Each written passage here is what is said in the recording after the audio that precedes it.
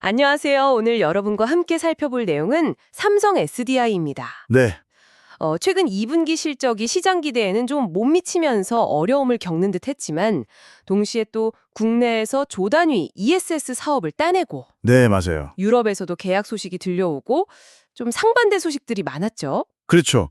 그 울산 공장이 1조 원 적자였다가 대규모 ESS 수주로 좀 숨통을 틔우는가 하면 또 주력인 전기차 배터리 쪽은 실적이 안 좋고 딱 대비가 됐죠. 네.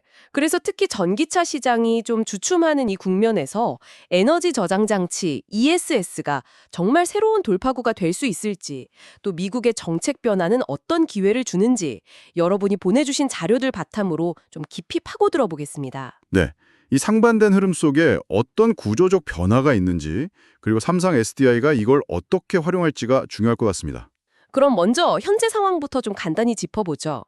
2분기 영업손실이 4천억 원. 이게 역시 그 전기차 EV 배터리 쪽 부진이 컸던 거죠. 맞습니다. 아무래도 EV 시장 성장세가 좀 둔화되고 관세 영향도 있고 복합적이었죠. 유럽 점유율도 좀 떨어지고 스텔란티스 같은 주요 고객사 수요도 줄었다고요. 네. 그런데 바로 그 시점에 국내에서 정부 발주 ESS 설비 입찰이 있었는데 1조 5천억 규모에서 거의 80%, 한 1조 원어치를 삼성 SDI가 따냈습니다. 와, 대단하네요. 그 적자던 울산 공장에도 힘이 되겠는데요. 그렇죠. 큰 힘이 될 거고요. 또 독일 테스볼트랑 ESS 배터리 공급 계약도 맺으면서 유럽 쪽 공략도 하고 있고요. 그러니까 EV 쪽 어려움 속에서 ESS라는 다른 기회가 좀 열리는 그런 형국이네요. 네, 맞습니다. 그래서 ESS가 EV의 빈자리를 얼마나 메울 수 있을지 이게 이제 주목되는 지점이죠. 그렇다면 왜 갑자기 ESS, 특히 미국 시장이 이렇게 뜨거워진 걸까요? 자료 보니까 미국의 정책 변화가 거의 결정적인 것 같아요. 핵심은 바로 미국 정책입니다. 이게 단순한 호재라기보다는 뭐랄까 게임의 룰 자체를 바꾸고 있다고 봐야 하는데요. 게임의 룰을요? 네, 2026년부터 시행될 그 투자세 공제, 섹션 30A라는 규정이 있어요. 이게 사실상 중국 기업, 우려 외국 기업이라고 부르는데 이쪽 부품 비중이 높은 ESS 설비는 세액 공제 혜택을 단계적으로 없애겠다는 겁니다. 아, 근데 배터리가 ESS 원가에서 차지하는 비중이 꽤 크지 않나요? 엄청 크죠.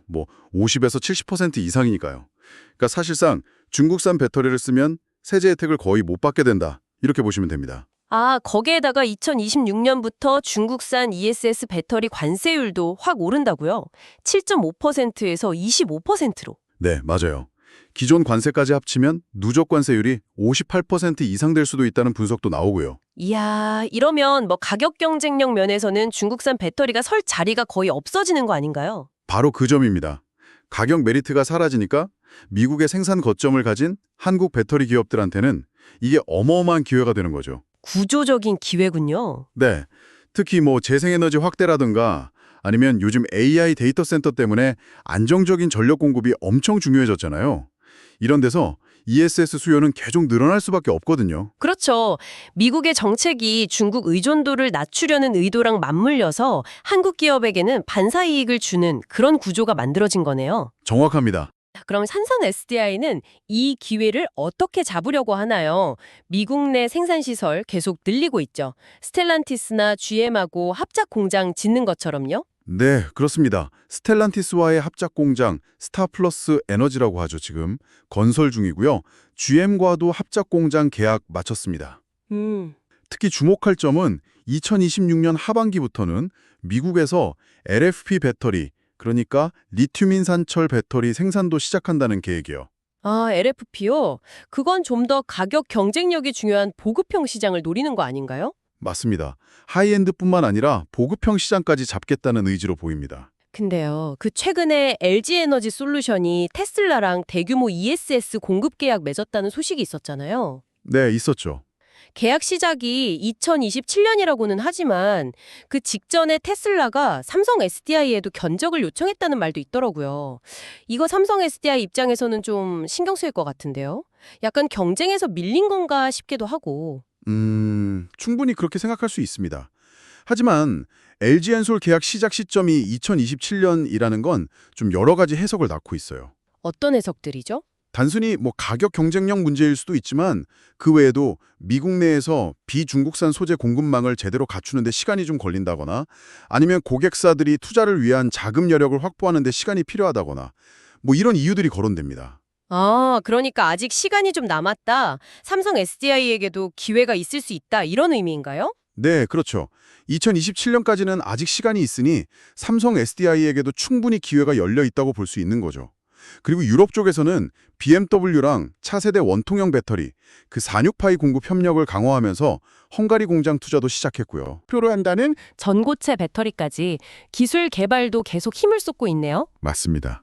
그래서 증권가에서는 ESS 부문이 앞으로 삼성 SDI의 수익성을 크게 끌어올릴 거다 이런 전망이 많아요. 심지어 2027년에는 ESS 영업이익만 1조 원 넘을 수 있다는 예측까지 나오죠. 와, 1조 원이요? 네. 하지만 또 동시에 배터리 산업 전반의 공급 과잉 우려라던가 얘도 경기를 많이 타는 산업이니까 그 주기적 사이클리컬 특성에 대한 우려, 뭐 에코프로 그룹처럼 일부 관련주들이 너무 고평가된 거 아니냐는 논란도 있고요. 이런 신중론도 만만치 않습니다. 하긴 그렇겠네요.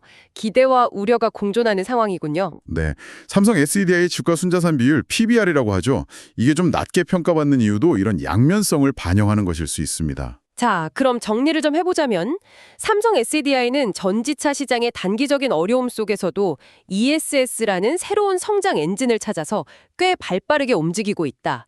특히 미국의 정책 변화가 예상치 못한 큰 기회를 제공하고 있다. 이렇게 볼 수 있겠네요. 네, 맞습니다.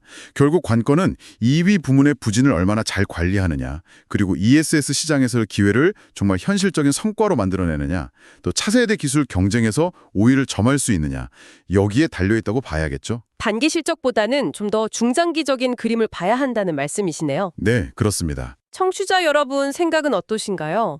이 ESS가 정말 배터리 산업의 판도를 뒤흔들 게임 체인저가 될 수 있을까요? 아니면 여전히 가장 큰 시장인 전기차 분야의 회복이 더 중요할까요?